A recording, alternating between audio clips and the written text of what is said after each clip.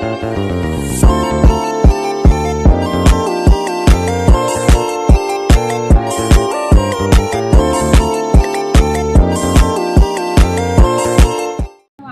warahmatullahi wabarakatuh.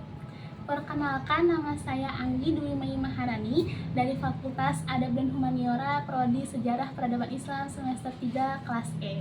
Di sini saya akan mereport mengenai jejak arkeologi Islam dalam naskah Islam Nusantara dalam bukunya UK Chandra Sasmita, yaitu Arkeologi Islam Nusantara.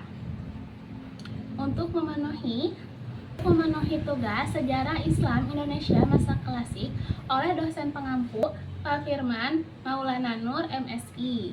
Di sini saya akan menjelaskan terlebih dahulu mengenai definisi arkeologi Islam. Arkeologi Islam merupakan bagian dari arkeologi sejarah yang memfokuskan studinya pada peninggalan material dari peradaban Islam di masa lampau. Berbeda dengan arkeologi prasejarah, arkeologi sejarah termasuk Islam menggunakan artefak dan fitur dengan dukungan seperti naskah, arsip, riwayat, dan catatan-catatan asing untuk merekonstruksi sejarah. Naskah Islam Nusantara memiliki nilai penting karena menyimpan informasi. Informasi ini berlimpah gitu ya, seperti kebudayaan, sejarah, dan sistem sosial masyarakat Islam di masa klasik. Meski bidang kajian arkeologi tergantung pada artefak, akan tetapi mengklasifikasikan dan mengartikan suatu perkembangan gayanya juga perlu karena memberikan gambaran lebih luas tentang bentuk, tekstur, dan artistiknya. Naskah-naskah Islam Nusantara memuat informasi penting yang berkaitan dengan situs, fitur bangunan, makam, dan nisan kubur. Yang pertama yaitu ada situs. Naskah seperti Sajarah Banten dan Babat Tanah Jawi memuat deskripsi pembangunan pusat pemerintahan Islam seperti ibu kota Banten dan Demak. Dalam naskah tersebut ada penempatan gitu ya, bahwa keraton, masjid, alun-alun, dan pasar membantu arkeolog menelusuri lokasi situ. Yang kedua ada artefak. Naskah Babat Tanah Jawi menyebutkan artefak kerajaan seperti keris, tombak, gong, kayu suci, hingga meriam.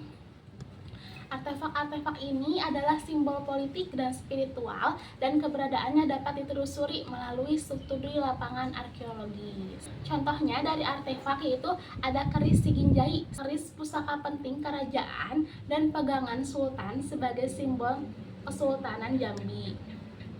Ada juga meriam Kalantaka di Banten dan kereta kerajaan seperti Paksi Naga Liman di Cirebon. Yang ketiga yaitu ada fitur bangunan. Masjid Agung sebagai pusat spiritual dan simbol kerajaan Islam banyak disebut dalam naskah. Salah satunya ada Masjid Agung Demak yang terdapat dalam naskah Babat Tanah Jawi. Terus selanjutnya ada Masjid Agung Banten terdapat dalam naskah Babat Banten. Dan yang terakhir ada Masjid Raya Baitur Rahman yang terdapat dalam Hikayat Aceh. Selain Masjid Keraton dan Benteng juga memiliki fitur penting yang disebut dalam naskah dan telah diidentifikasi dalam studi arkeologi. Dan yang terakhir yang keempat yaitu makam dan nisan. Naskah-naskah sejarah mencatat makam sultan dan tokoh-tokoh penting Islam sebagaimana yang terdapat dalam Hikayat Aceh. Filologi adalah studi tentang kebudayaan yang didasarkan pada bahan tertulis dan tujuan mengungkapkan informasi di masa lampau. Berdasarkan definisi yang telah disampaikan tadi, bahwa arkeologi dan filologi memiliki kesamaan maksud dan tujuan yang sama, yaitu untuk merekonstruksi sejarah kebudayaan masyarakat pada masa lampau.